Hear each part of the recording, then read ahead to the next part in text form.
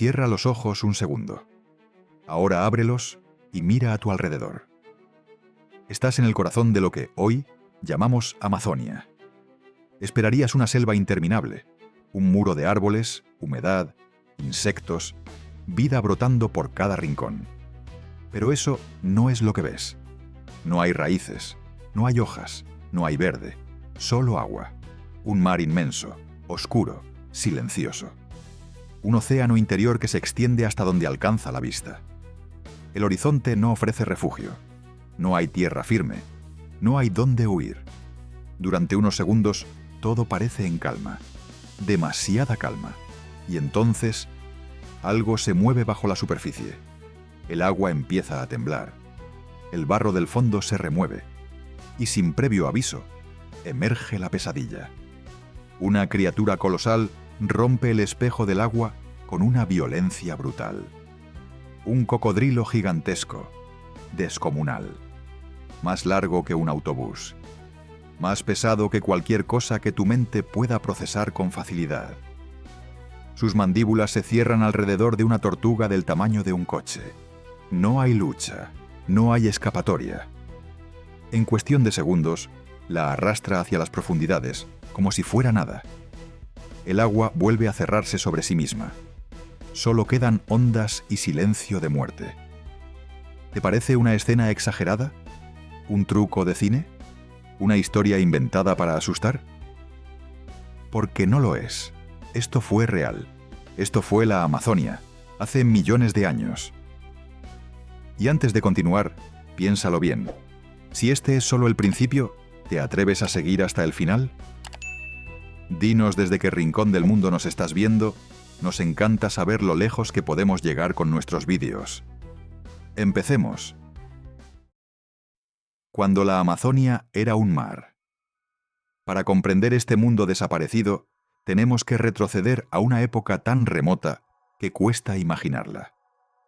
Muy atrás en el tiempo. A un periodo conocido como el Mioceno. Un intervalo que se extiende desde hace unos 23 millones de años, hasta hace apenas 5 millones. Ahora escucha con atención, porque nada de lo que conoces encaja aquí. En aquel, entonces, Sudamérica no era el continente que vemos hoy en los mapas. No había selvas interminables. No existían los ríos, tal y como los conocemos. El paisaje era otro. El mundo era otro. La cordillera de los Andes apenas empezaba a levantarse, como una herida lenta en la corteza del planeta. No era aún una muralla. No bloqueaba vientos ni lluvias. Mientras tanto, en el corazón del continente, donde hoy se extiende la cuenca amazónica, existía algo inquietante. Una enorme depresión, hundida por debajo del nivel del mar. Un vacío geográfico. Un cuenco gigante rodeado de llanuras infinitas. Y aquí es donde todo se vuelve aún más perturbador. Sudamérica estaba completamente aislada, separada del resto del mundo. No había puentes terrestres, no había intercambios de fauna. Ninguna criatura entraba, ninguna salía. Todo lo que vivía aquí estaba atrapado en su propio laboratorio evolutivo. Un aislamiento absoluto.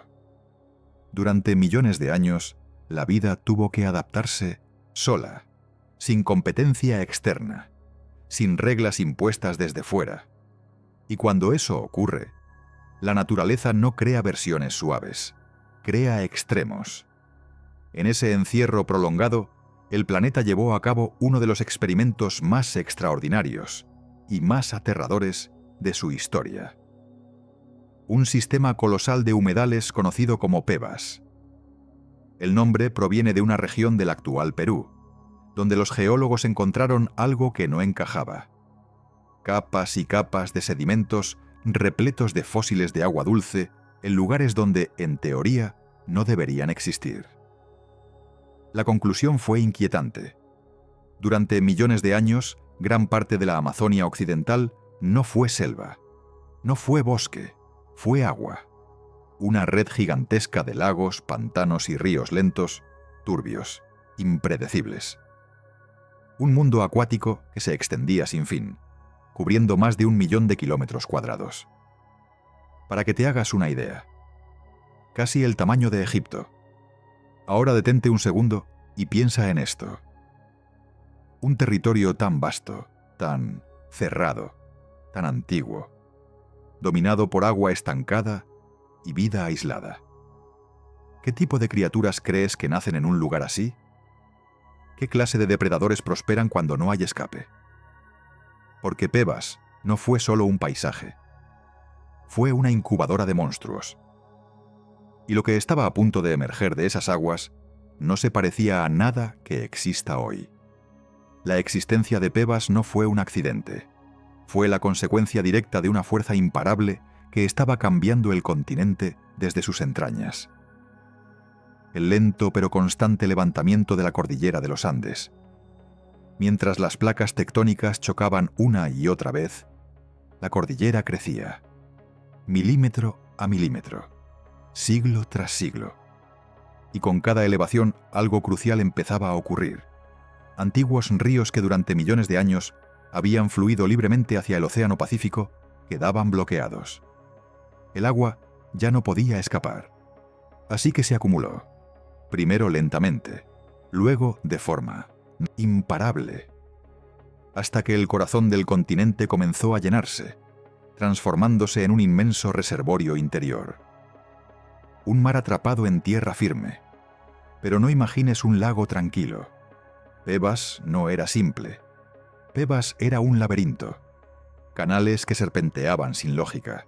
Lagunas inmensas que aparecían y desaparecían. Ríos lentos, densos, casi inmóviles. Pantanos fangosos donde cada paso podía ser el último. Con las estaciones, el nivel del agua subía y lo devoraba todo durante cientos de kilómetros. Meses después, retrocedía, dejando atrás planicies interminables de barro, cadáveres y vida esperando volver a emerger. Y entonces llegaron los sedimentos. Desde los Andes descendían toneladas de minerales, nutrientes, materia orgánica. El agua se volvía espesa, fértil, cargada de energía. En este lugar, la vida no solo resistía, explotaba, se multiplicaba, crecía sin freno. Pero no todo era uniforme. Y ahí está lo inquietante. Algunas zonas de Pebas tenían aguas ligeramente salobres, influenciadas de forma intermitente por el Océano Atlántico. Otras eran completamente dulces. Otras estaban estancadas durante años, privadas de oxígeno, calientes, turbias, casi tóxicas. Un mosaico caótico de condiciones extremas. Esta mezcla creó algo irrepetible, un ecosistema sin precedentes, un gigantesco laboratorio evolutivo donde peces, reptiles y criaturas acuáticas tenían que adaptarse o desaparecer, donde cada cambio en el agua significaba una nueva mutación, una nueva ventaja, una nueva amenaza. Y aquí es donde debes hacerte la pregunta correcta. ¿Qué ocurre cuando la vida prospera sin límites en un entorno inestable, aislado del resto del mundo, durante millones de años? La respuesta no es armonía, no es equilibrio. La respuesta es esto: un vivero de monstruos. Criaturas diseñadas por el caos, el aislamiento y el exceso. Y lo peor de todo es que Pebas aún no había mostrado lo que era capaz de crear. ¿Qué crees que nos vamos a encontrar? Las pruebas enterradas en el barro. Hoy sabemos que este mundo no es una hipótesis imaginada. No es una teoría elegante. Es una certeza escrita en piedra y en hueso. Los paleontólogos han desenterrado las pruebas una a una, como si el propio pasado se resistiera a ser revelado. Conchas de caracoles incrustadas en la roca, restos de moluscos de agua dulce, huesos de peces imposibles, dientes de cocodrilos gigantes, caparazones de tortugas del tamaño de un automóvil, incluso troncos enteros, árboles fosilizados que crecieron en antiguos pantanos y quedaron atrapados cuando el agua lo cubrió todo. Todas esas piezas cuentan la misma historia. Durante millones de años, La Amazonia no fue un bosque, fue agua, un ecosistema colosal de agua dulce que dominó el corazón de Amazonia, mucho antes de que existieran las copas verdes que hoy asociamos con este lugar. Pero aquí viene lo verdaderamente inquietante. Porque Pebas no solo fue gigantesco, no solo fue fértil, no solo fue peligroso. Pebas cambió el continente para siempre. Su legado más importante no es biológico, es geológico. De ese caos acuático nació algo que hoy damos por sentado: el río Amazonas. A medida que la cordillera de los Andes continuó elevándose, el equilibrio se rompió. El sistema empezó a fragmentarse. Los lagos se separaron, los pantanos se drenaron, y poco a poco el agua encontró una nueva salida, hacia el este. Durante millones de años, el continente resistió. Pero al final, el flujo fue imparable. El antiguo mar interior comenzó a vaciarse, alimentando un nuevo sistema fluvial que terminaría desembocando en el Océano Atlántico. Entre hace 10 y 7 millones de años, Pebas desapareció. Se secó, se drenó, murió. En su lugar quedaron capas inmensas de sedimentos, el molde perfecto sobre el que se formaría la cuenca amazónica moderna. Sin Pebas, sin ese pasado acuático, la selva amazónica tal como la conocemos jamás habría existido. Ahora, piensa en esto. Durante millones de años, este lugar fue un infierno acuático, dominado por criaturas gigantescas. Luego cambió, se vació, se cubrió de verde. Y hoy lo recorremos como si siempre hubiera sido así. Pero la pregunta es inevitable. Si la Amazonia ya ha cambiado una vez de forma tan radical, ¿qué nos hace pensar que no puede volver a hacerlo? Si sigues aquí, es porque ya no puedes mirar hacia otro lado, porque algo, muy en el fondo, te ha incomodado, te ha hecho dudar de todo lo que creías saber sobre la Amazonia. Dímelo en los comentarios. ¿De verdad pensabas que este lugar siempre fue un paraíso verde o acabas de entender que estás caminando sobre los restos de algo mucho peor? Suscríbete y dale like al video. Lo que viene después es más grande, más antiguo y más peligroso de lo que imaginas. Porque escucha bien esto. Lo que has visto hasta ahora es solo la superficie. Lo verdaderamente aterrador aún está ahí abajo. Un mundo gobernado por monstruos. Cuando un mundo así existe, vasto, cerrado, rebosante de vida, ¿crees de verdad que no tiene dueños? Porque Pebas no era un lugar vacío, era un reino. Y todo reino tiene reyes, pero solo uno inspiraba auténtico terror. Su nombre era Purosaurus. Si Pebas fue un imperio acuático, Purosaurus fue su soberano indiscutible. No un depredador más, no un animal dominante, un tirano biológico, un monstruo diseñado para mandar, matar y permanecer. Los fósiles no dejan lugar a dudas. Fue el cocodriliano más grande que jamás haya existido en Sudamérica, y uno de los mayores depredadores de toda la historia del planeta. Ahora intenta procesar esto. 12 metros de longitud. 8 toneladas de músculo, hueso y hambre. Un cráneo de más de 1,5 metros.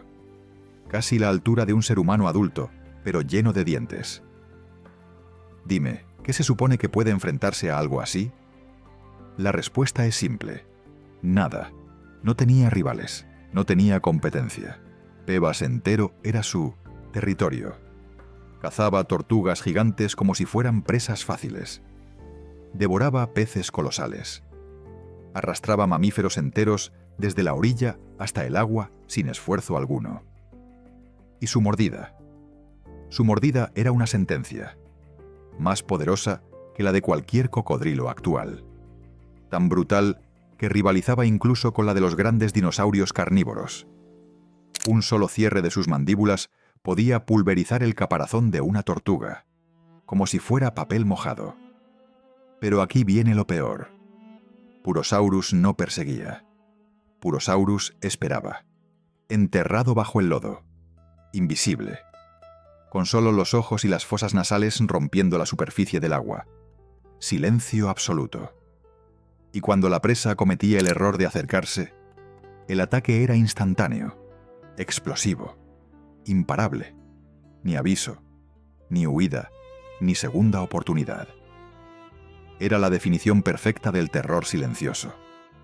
Así que ahora te pregunto a ti.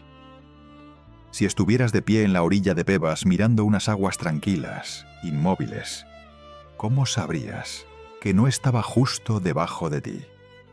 Pero detente un momento, porque Pebas no era solo colmillos, emboscadas y muerte inmediata. En ese infierno acuático también existía algo que parecía desafiar la lógica del terror. Una criatura colosal, lenta, silenciosa, tan enorme que, a primera vista, daba la impresión de estar fuera del conflicto. Su nombre era Stupendemis. Imagina una tortuga. Ahora borra de tu mente cualquier referencia moderna y vuelve a empezar. El caparazón de Stupendemis podía superar los 3 metros de longitud. Su peso rebasaba con facilidad la tonelada. Era 6 veces más grande que la mayor tortuga de agua dulce que existe hoy. No corría, no atacaba, no cazaba. Se desplazaba lentamente por el fondo de Pebas, filtrando algas, plantas acuáticas, restos orgánicos. Pasaba la mayor parte de su vida sumergida, envuelta en una armadura natural tan descomunal que parecía invulnerable. Algunos machos llevaban algo aún más, inquietante: enormes protuberancias en forma de cuernos sobresaliendo del caparazón. No eran decoración, eran armas, probablemente usadas en combates brutales por territorio o por pareja. Incluso entre gigantes había luchas. Y aún así, durante mucho tiempo, Stupendemis debió parecer intocable. Demasiado grande, demasiado dura, demasiado blindada. Pero aquí viene la pregunta que rompe esa ilusión. ¿Existe realmente algo intocable en un mundo gobernado por depredadores absolutos? La respuesta es no. Solo una criatura podía atravesar esa armadura. Solo una. Purosaurus. Los fósiles lo confirman. Caparazones de Stupendemis muestran marcas profundas, descomunales, imposibles de confundir. Huellas de mandíbulas gigantes cerrándose con una fuerza inimaginable. Y lo más perturbador: algunos de esos caparazones muestran señales de curación. Eso significa que sobrevivieron, que fueron atacadas, que sintieron el impacto, que escaparon, por poco. Así que ahora piensa en esto. Si incluso una tortuga blindada, del tamaño de un coche pequeño, podía ser cazada, ¿qué posibilidades tenía cualquier otra criatura? Pebas no respetaba tamaño, no respetaba fuerza, no respetaba defensa. Solo había una regla: si respirabas, podías morir. Pero no mires solo a la superficie, porque en Pebas el verdadero peligro rara vez venía de donde lo esperabas. Bajo el agua, algo más observaba, en silencio, inmóvil, esperando. En el fondo fangoso se ocultaba un gigante olvidado, Fractocephalus, un pez gato colosal, ancestro de los bagres actuales, que podía superar los 3 metros de longitud y alcanzar varios cientos de kilos. Su cuerpo se confundía con el sedimento. Su presencia desaparecía. No perseguía, no embestía, no avisaba. Permanecía enterrado, quieto, como una roca viva. Y cuando una presa cometía el error de acercarse demasiado, no había ruido, no había lucha. Fractocephalus abría su enorme boca, y la presa simplemente dejaba de existir, succionada en un instante, tragada por la oscuridad del fondo. Ahora dime, ¿cómo te defiendes de algo que no se mueve hasta que ya es demasiado tarde? Y por encima de ese infierno silencioso, reinaba otro monstruo, uno que no se escondía. Arapaima, más de 4 metros de longitud, más de 200 kilos de músculo, el mayor pez de agua dulce de Sudamérica. A diferencia de otros, Arapaima podía respirar aire. Sobrevivía en aguas pobres en oxígeno, donde muchos otros animales simplemente morían. Eso le daba una ventaja aterradora. Podía quedarse donde los demás no podían. Y sus escamas no eran simples escamas. Eran placas superpuestas, tan resistentes que funcionaban como una auténtica armadura natural. Mordidas, colmillos, impactos. La mayoría no eran suficientes. Un tanque biológico deslizándose justo bajo la superficie. Así que ahora piensa en esto. Arriba, un coloso blindado. Abajo, un depredador invisible. Y entre ambos tú. En Pebas, el agua no era un refugio. Era una trampa en 3 dimensiones. Y lo más inquietante de todo es esto. Si estos eran solo los peces, ¿qué más crees que nadaba ahí dentro? Pero no creas ni por un segundo que el peligro terminaba en el agua. Levanta la vista. Porque sobre las aguas de Pebas, el cielo también cazaba. Allí arriba, las sombras se deslizaban en silencio. Aves gigantes patrullaban desde el aire, observando cada movimiento bajo la superficie. Esperaban, calculaban, y cuando el momento era perfecto, se lanzaban como proyectiles, atravesando el aire a toda velocidad para arrancar peces enormes del agua antes de volver a elevarse. Sin aviso, sin escape. Ahora pregúntate esto. Si incluso el cielo era un territorio hostil, ¿dónde se suponía que uno podía sentirse a salvo?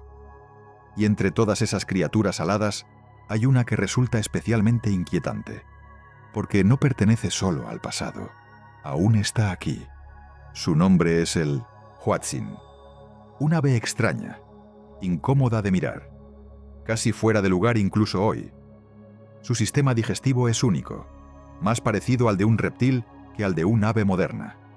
Pero lo verdaderamente perturbador aparece al nacer.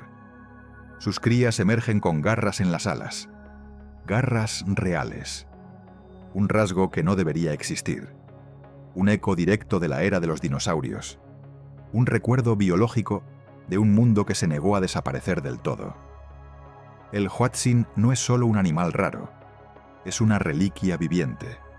Un fragmento del mundo de Pebas que logró atravesar millones de años y llegar hasta nosotros.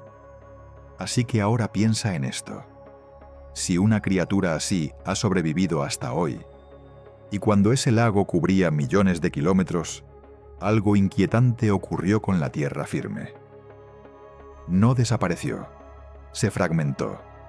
Las zonas más elevadas emergieron como islas aisladas, rodeadas por un océano interior hostil. Trozos de tierra separados unos de otros, sin contacto, sin escape. Mundos diminutos flotando en un mar de depredadores. Ahora hazte esta pregunta.